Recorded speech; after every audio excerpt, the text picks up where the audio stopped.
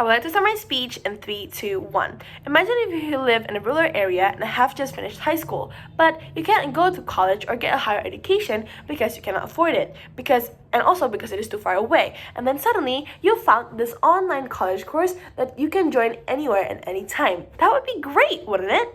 So this house supports a permanent move to online tertiary education. First off, let's define that motion. All tertiary education institutions, like universities or colleges, must permanently transition to an online-only model. This means that all courses, lectures, and assessments are going to be delivered entirely through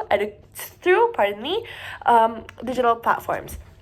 So I have 4 main problems here. Number 1 is that the financial burden of institution, room, and board and other fees associated with the physical campus leads to student debt. Number 2 is that traditional schedules and on-campus requirements makes it difficult for working students, parents, or those who has commitments to things that they have to attend. Number 3 is that location is a major barrier for students in remote areas and for international students who cannot afford to relocate.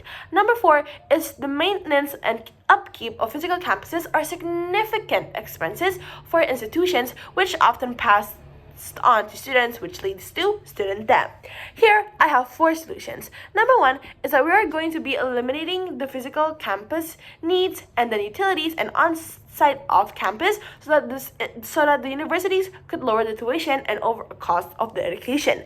Number 2 is that online platforms allow asynchronous learning and enabling the students to study at their own pace and on their own schedules. Number 3 is that education becomes available to anyone with internet connection, regardless where they are physically. And lastly, the technology will allow personalized learning experiences and a wider range of specialized courses. And the goal here is to create a more equitable education system and to also make tertiary education accessible and to lower the cost of education and to modernize the educational model. Here, I have 3 sets of arguments, pardon me.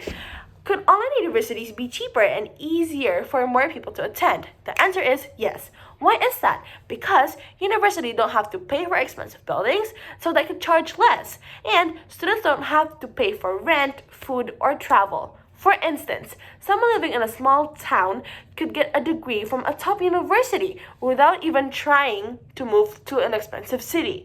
This shows that online education removes the money and distance as barriers, making the system more fair for everyone. Argument number 2 is that does online learning offer more freedom and adapt to the students' everyday life? The answer is yes. Here's the deal. Unlike schools with fixed schedules, online classes let you learn whenever you want, wherever you want, which helps people with jobs, with families, or with health issues. For example, a parent could watch the lectures and do their homeworks after their kids have fallen asleep.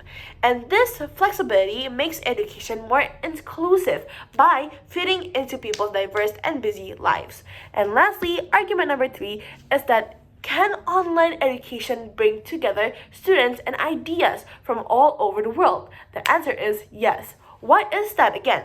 Because a physical campus is only limited to one location, while online courses, students from other countries can be in the same classroom and they can also learn from each other's cultures.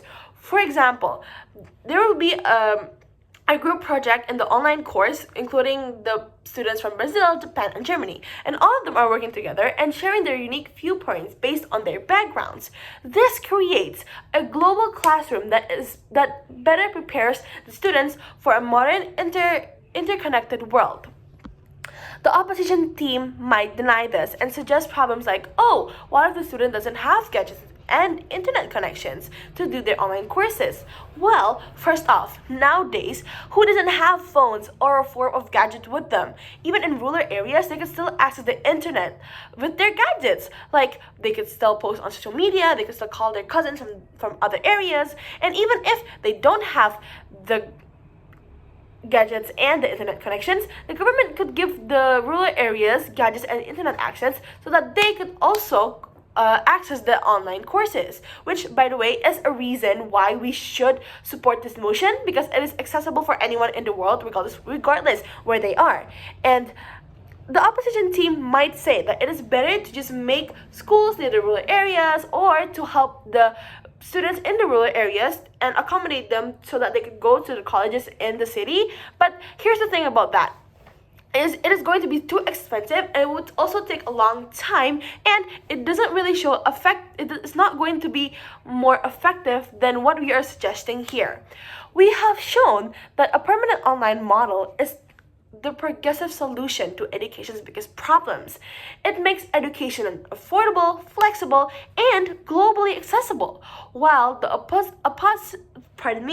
opposition team may defend tradition, I will assume that they will ignore the inequalities it creates. The world has changed. It's our time for our education system to change with it. We urge the online learning so that everybody in this world could learn and will be equal, and so that students will have more equitable future. That is it for my speech. Thank you.